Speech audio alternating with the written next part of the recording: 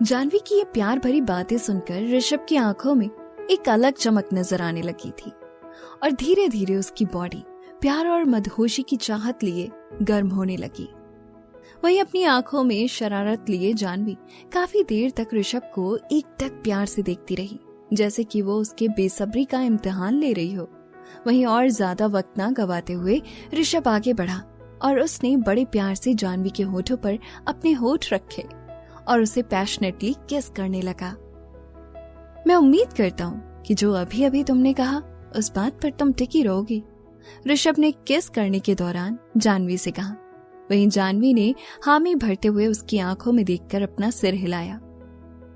तुम सुन तो रही हो ना जो भी मैंने अभी अभी कहा, क्योंकि तुम्हारी बातें और तुम्हारी हरकतें तुम्हारी आंखों से मेल नहीं खा रही हैं। ऋषभ की इस बात पर जानवी हंस लेना चाहती थी। दरअसल में जानवी ऋषभ का टेस्ट ले रही थी और अपनी इस हरकत पर जानवी को खुद भी हंसी आ रही थी।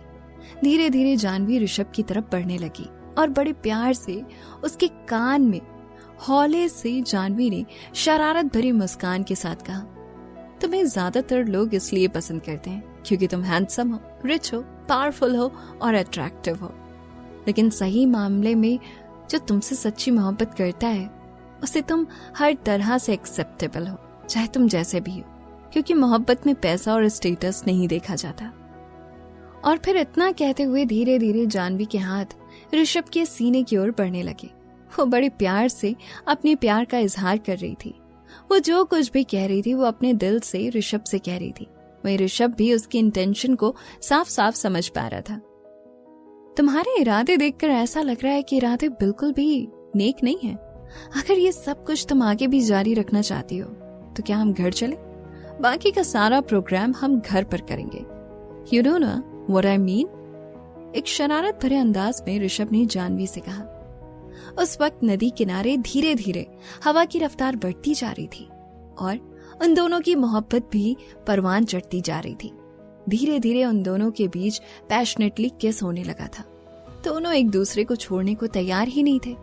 जहाँ एक तरफ ऋषभ जानवी के होठों में गुम था, वहीं जानवी ऋषभ की काली गहरी आंखों में, उसकी चार्म में, उसकी सेडक्टिव पर्सनालिटी में खोई हुई थी। काश कि ये लम्हा यहीं ठहर जाए, मैं तुम में खो जाऊं और तुम मुझ में खो जाओ, जानवी ने ऋषभ की आंखों में देखकर आह भरते हुए कहा। ऋषभ तब जानवी की आंखों में इतना ज्यादा डूब गया था कि वो जानवी की बातें नहीं, उसकी गर्म सांसों को महसूस, अपनी धड़कनों में महसूस कर रहा था। चांद की रोशनी उन दोनों के ऊपर पड़ रही थी।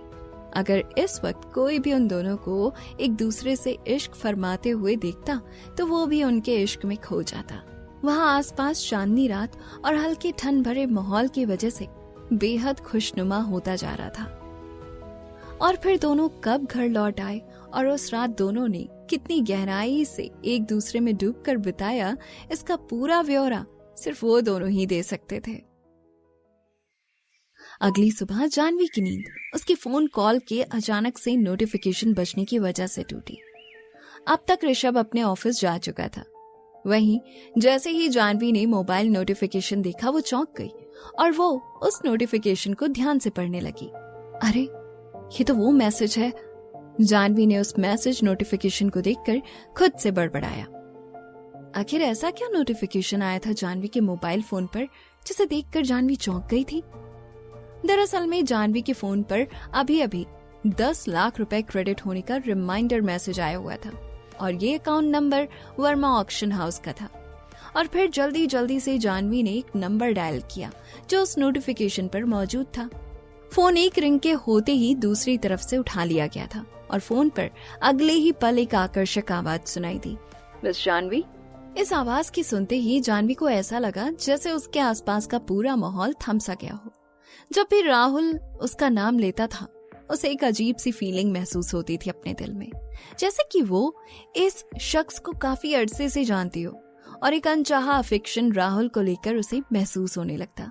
लेकिन अचानक से जानवी ने खुद के इमोशंस को कंट्रोल किया और खुद से कहा, लगता है इस नाम के साथ मेरा पुराना कनेक्शन होने की वजह से मैं कुछ ज्यादा ही सोच रही हूँ अभी।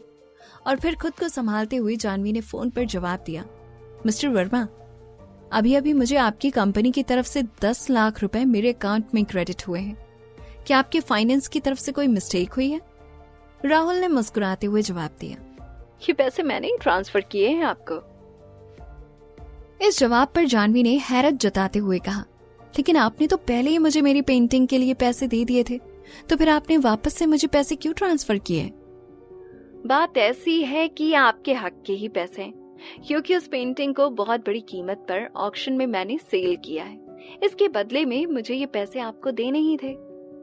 राहुल ने बिना लाग लपेट के अपनी बात पूरी की।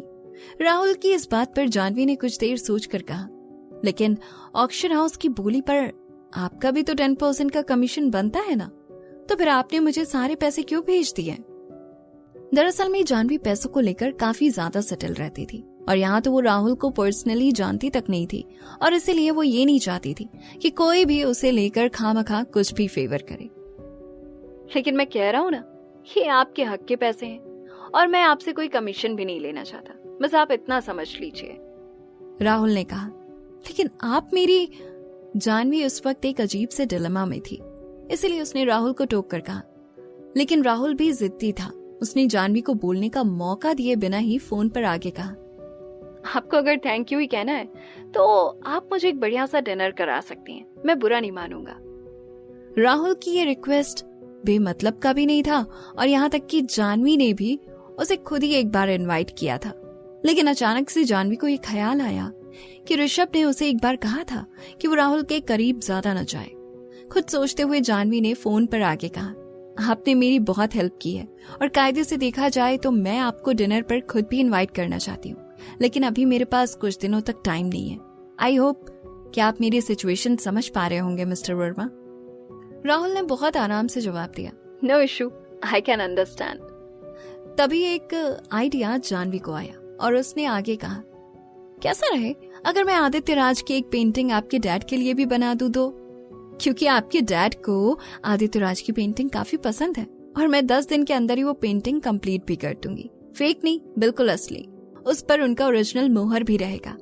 आप चाहें तो तसल्ली से उसकी ओरिजिनलिटी भी देख सकते हैं। जानवी की इस बात पर राहुल कुछ देर रुका और उसने कहा, दैट्स फाइन, मैंने वैसे उस तस्वीर की पिक्चर ले ली थी, और मैं आपको वो पिक्चर भी भेज दूंगा।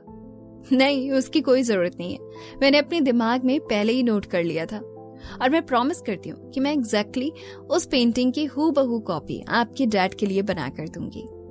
जानवी की इस बात को सुनकर राहुल कुछ देर चुप रहा, और उसने धीमी आवाज में आगे कहा, आप वैसे काफी स्मार्ट हैं।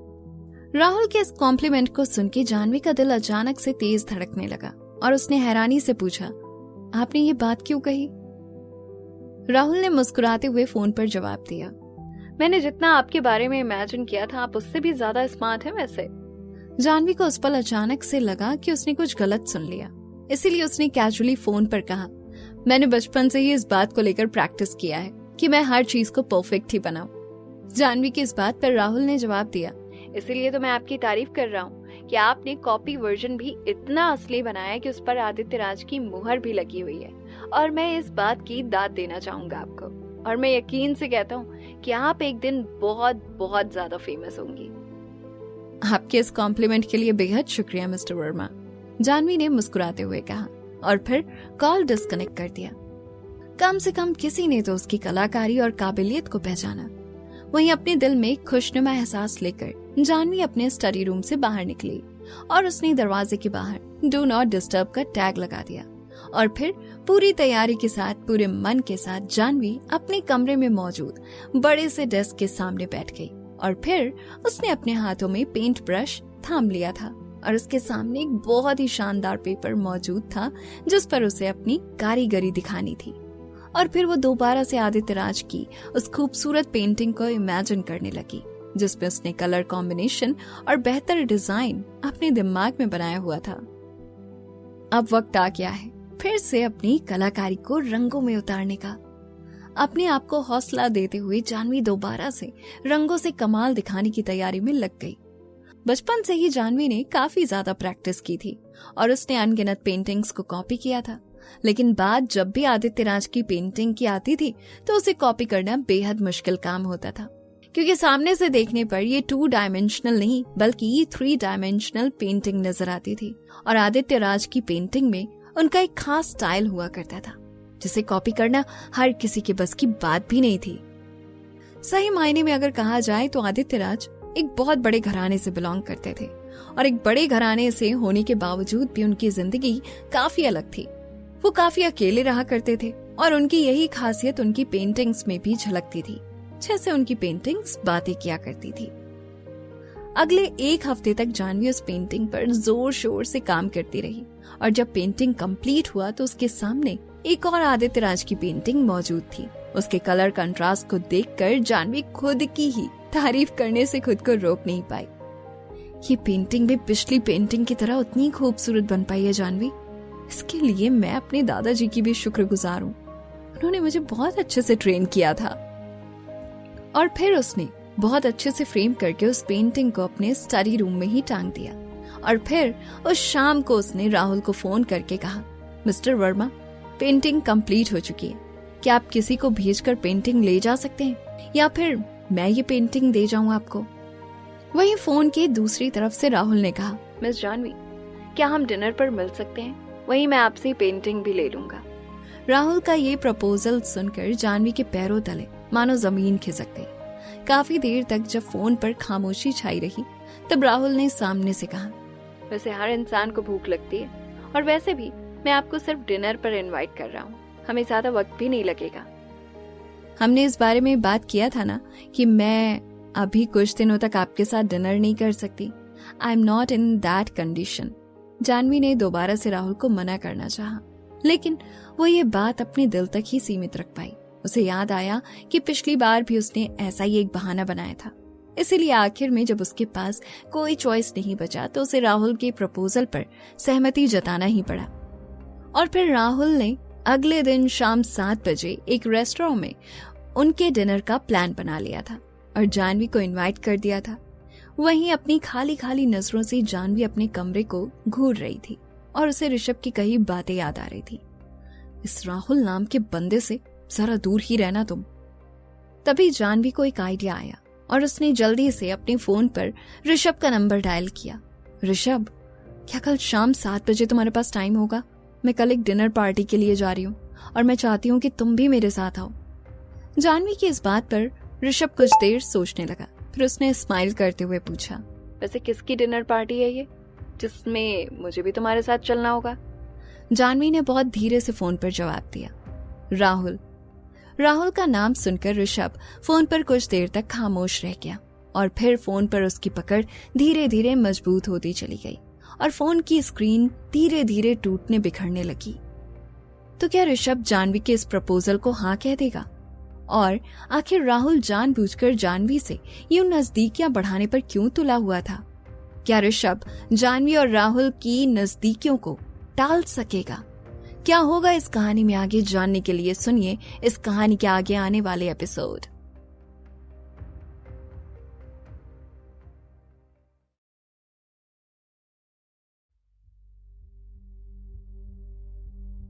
जानवी को तब ऐसा लगा कि उसने अपनी इस बात से अनजाने में ऋषभ को गुस्सा दिला दिया है, इसलिए उसने जल्दी से एक्सप्लेन करते हुए कहा, दरअसल में मिस्टर वर्मा हमारे एक रेगुलर कस्टमर है। उन्होंने ऑक्शन में जो पेंटिंग बेची उसमें उन्हें एक्स्ट्रा इनकम हुआ था। इसकी वजह से उन्होंने एक्स्ट्रा पैसे भी दे दिए हमें। मैंने उन्हें पेंटिंग उनके ऑफिस में भेजनी भी चाहिए थी, लेकिन उन्होंने सामने से मना कर दिया और मुझे सामने से डिनर पर ट्रीट देने को कहा। अब मैं पहले भी उन्हें मना कर चुकी थी एक बार डिनर पर जाने के लिए, लेकिन उन्होंने दोबारा से मुझे इस बार भी डिनर पर इनवाइट किया है, इसलिए मैं दूसरी बार मना नहीं कर पाई। इसलिए मैं तुम्हें भी साथ चलने को कह रही हूँ। अगर तुम फ्री नहीं हो तो फिर मैं अपने साथ श्रुति को आने के लिए कह दूंगी। जानवी की बात पूरी होते ही फोन के दूसरी तरफ से ऋषभ की आवाज आई, मैं उस वक्त फ्री हूँ, मैं आ जाऊंगा। जानवी ने स्माइल करते हुए कहा, थैंक यू। अगली शाम लगभग 7 बजे के करीब जानवी और ऋषभ एक साथ राहुल के प्राइवेट रेस्टोरेंट में पहुंच गए थे। दरअसल में ये प्राइवेट रेस्टोरेंट वर्मा परिवार की धरोहर थी और यहाँ के जितने भी शेफ थे वो यहाँ बरसों से काम कर रहे थे।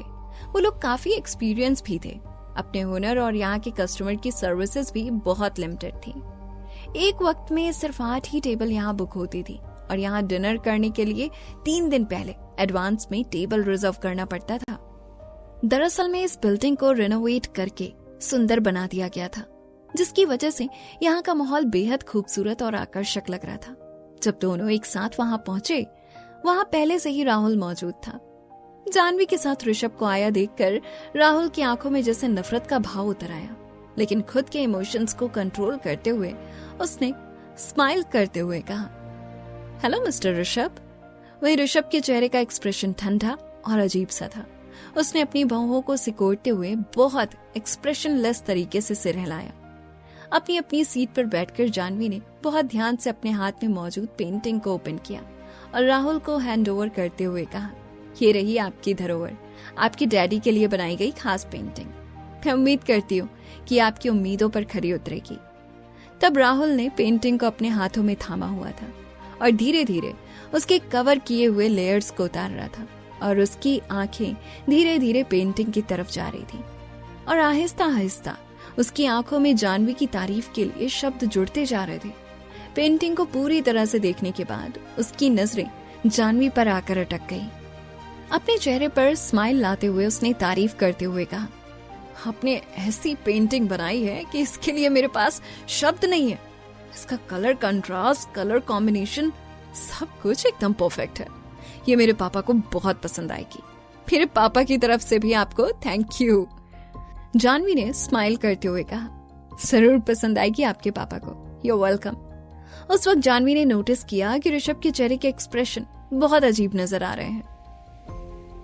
जाह्नवी ने अपना हाथ आगे बढ़ाते हुए उसकी जांघों पर अपना हाथ रख दिया और उसे संभालने की कोशिश की, लेकिन बीच में ही उसकी शरारत भरे हाथों को ऋषभ ने रोक लिया और उसे अपने हाथों में थाम लिया। ऐसा करते ही दोनों के चेहरे पर एक हल्की सी मुस्कुराहट आ गई। वहीं अब तक उनका ऑर्डर किया हुआ डिश भी आ चुका था। टेबल पर लजीज खाना अब तक सर्व किया जा चुका था। एक डिश खास तौर पर जाह्नवी की तरफ बढ़ाते हुए राहुल ने कहा, ये मशरूम सूप मैंने स्पेशली आपके लिए ऑर्डर किया है मिस जाह्नवी। जाह्नवी ने पोलाइटली कहा, oh thank you mister Verma. उस वक्त ऋषभ की आंखों का एक्सप्रेशन ठंडा था और वो अपनी घूरती हुई नजरों से अपने सामने मौजूद वेटर की तरफ देख रहा था।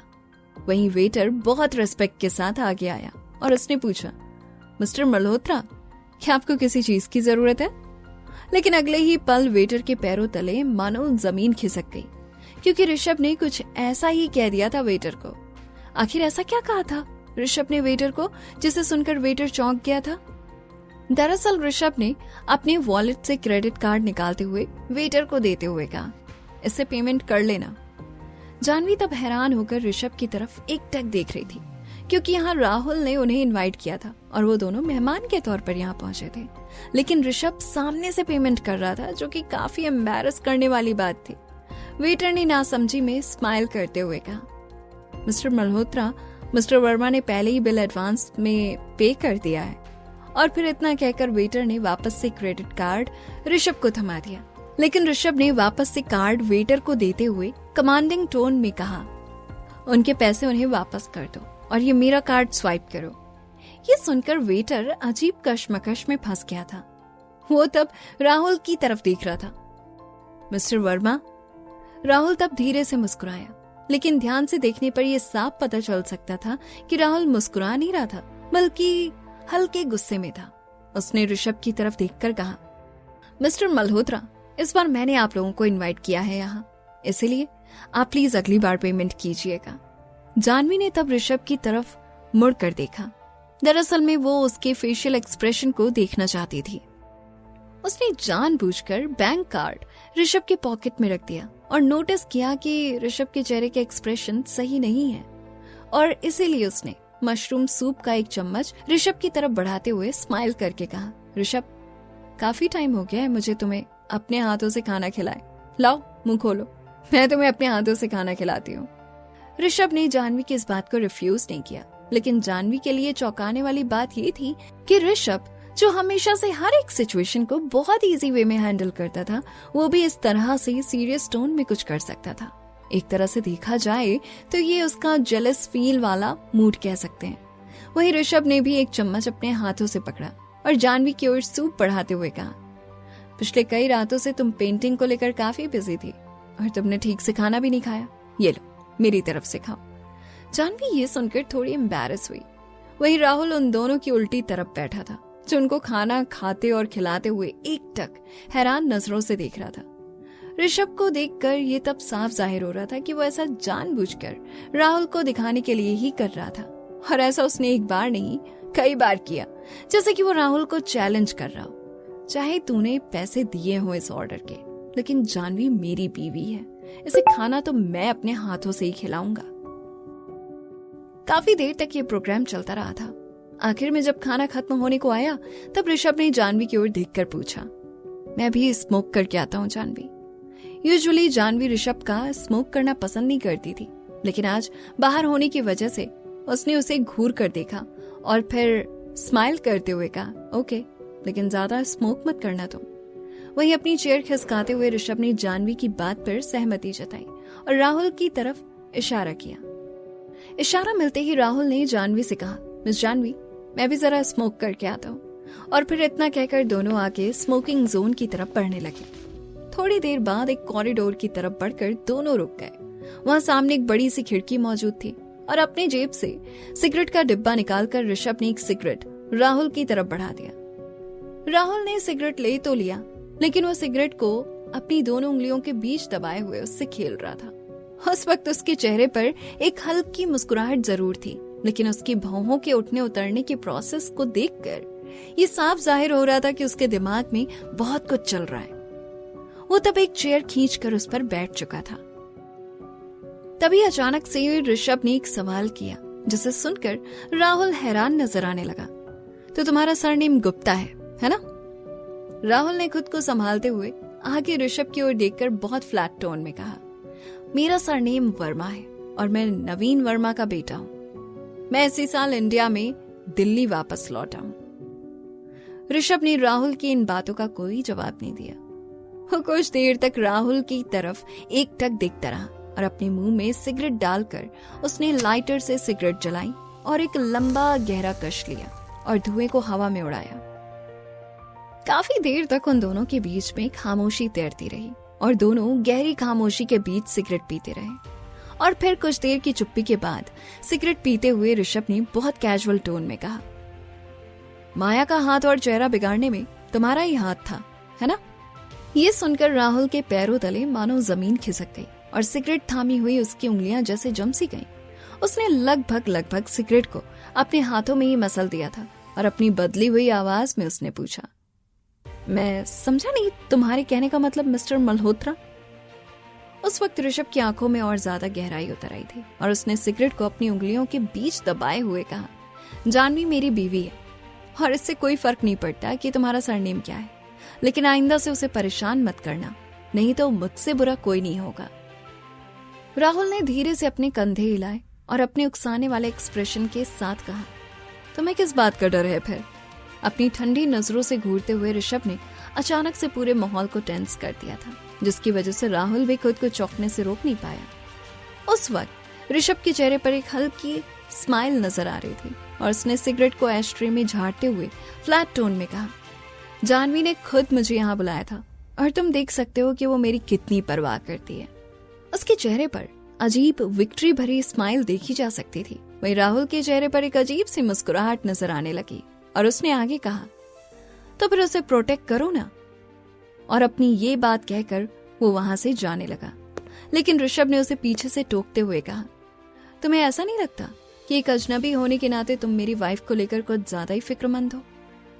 राहुल चलते चलते रुक गया था और उसने एक्सप्रेशनलेस टोन में कहा, उसके पास जो टैलेंट है वो बहुत रेयर है मिस्टर मल्होत्रा, और उसका ये टैलेंट हर किसी को दिखाई नहीं देता, इसलिए तुम्हें उसके टैलेंट की कद्र करनी चाहिए। अपनी ये बात कहकर राहुल ने सिगरेट को एशट्रे में बुझा दिया और वहां से निकल गया। वहीं गुस्से में ऋषभ की आंखें जलने लगी थी और उसकी मुट्ठियां भींचने लगी। उसने गुस्से में सिगरेट को अपनी मुट्ठियों के बीच ही दबा दिया था। उसका हाथ जल रहा था, लेकिन उसे अपनी हथेलियों में दर्द बिल्कुल भी महसूस नहीं हो रहा था। उसके सीने में महसूस होता दर्द इस सिगरेट की जलन से बहुत ज्यादा था। उसने जल्दी से अपने जेब से फोन निकाला और एक नंबर डायल करते हुए कहा, जानवी घर चलो। और फिर जल्दी ही जानवी राहुल के सामने थी। उसने राहुल से मुस्कुराते हुए कहा, आपके इस हॉस्पिटैलिटी के लिए आपका बहुत बहुत शुक्रिया मिस्टर वर्मा। राहुल ने बड़ी सी मुस्कान के साथ कहा, मुझे भी आपकी कंपनी अच्छी लगी मिस जानवी। जानवी ने पोलाइटली जवाब दिया, गुड बाय। राहुल ने जानवी को ऊपर से नीचे तक एक नजर प्यार से देखा और फिर कहा, गुड बाय, अपना ख्याल रखना। दरअसल में जानवी अगर गौर करती तो उसे समझ आता कि राहुल के बात करने का मतलब क्या था, क्योंकि उसकी नजर तो पूरी तरह से ऋषभ पर थी। वहीं ऋषभ, जो जब से यहाँ राहुल के सामने आया था, वो बहुत अजीब बिहेव कर रहा था। राहुल तब जानवी को जाते हुए देख रहा था। वो तब तक जानवी को जाते हुए देखता रहा जब तक कि जानवी उसकी नजरों से ओझल नहीं हो गई। उस वक्त राहुल की काली गहरी आंखें और ज्यादा गहरी नजर आने लगी थी। और फिर जल्दी ही जानवी फर्स्ट फ्लोर पर आकर ऋषभ से मिली और फिर वो दोनों जल्दी से गाड़ी में बैठ गए। गाड़ी में बैठने के अगले ही पल ऋषभ ने अपना हाथ बढ़ाया और जानवी को अपनी बाहों में भर लिया और उसके गालों पर प्यार से किस करने लगा। हर बीते लम्हे के साथ उसका किस और ज्यादा पैशनेट होता जा रहा था। वहीं जानवी को समझ नहीं आया कि ऋषभ अचानक से ऐसा क्यों कर रहा है, लेकिन वो इस वक्त ऋषभ को रोक भी नहीं सकती थी, क्योंकि ऋषभ इस वक्त जानवी पर अपना पूरा हक जाहिर कर रहा था। एक तरफ जहां ऋषभ जानवी के साथ एक इंटीमेट सीन शेयर कर रहा था, वहीं दूसरी तरफ अपने प्राइवेट रेस्टोरेंट से राहुल जानवी का बनाया पेंटिंग लेकर अपने घर की तरफ बढ़ रहा था। घर पहुंचते ही उसे अपनी मॉम, जो कि विदेश में रहती थी, उनका कॉल आया। मैंने सुना कि तुम आज ऋषभ मल्होत्रा से मिले थे। अपनी मॉम की ये बात सुनकर राहुल चौंक गया। इससे पहले कि वो कोई जवाब दे पाता, सामने से उसकी मॉम ने फोन पर आगे कहा, तुमने मुझसे प्रॉमिस किया था ना कि तुम मल्होत्रा परिवार से कभी नहीं मिलोगे, और इस वादे के साथ ही तुम इंडिया वापस लौटे थे। राहुल ने कुछ सोचते हुए आगे अपनी मॉम को जवाब दिया, मैंने जानवी को डिनर के लिए इनवाइट किया था और मिस्टर मल्होत्रा अपने आप ही उस डिनर में आ गया था। इसका मतलब है कि जानवी भी इस परिवार से बिलोंग करती है। फिर तुम्हें आगे जो कुछ भी करना है तुम्हें खुद ही संभालना होगा, और खास ध्यान रखना इस बात का। इतना कहकर राहुल की मॉम ने फोन कॉल डिस्कनेक्ट कर दिया। आखिर क्या कनेक्शन था राहुल का मल्होत्रा परिवार के साथ, जिसकी वजह से उसकी मॉम भी टेंस थी? और क्या ये राहुल वही राहुल था जिसका कनेक्शन जानवी के साथ पिछले 13 साल पहले रहा था? कहीं राहुल का वापस से जानवी की जिंदगी में आना ऋषभ और जानवी की जिंदगी में उथल पुथल तो नहीं मचा देगा? इस कहानी में आगे क्या हुआ जानने के लिए सुनिए आने वाले एपिसोड्स।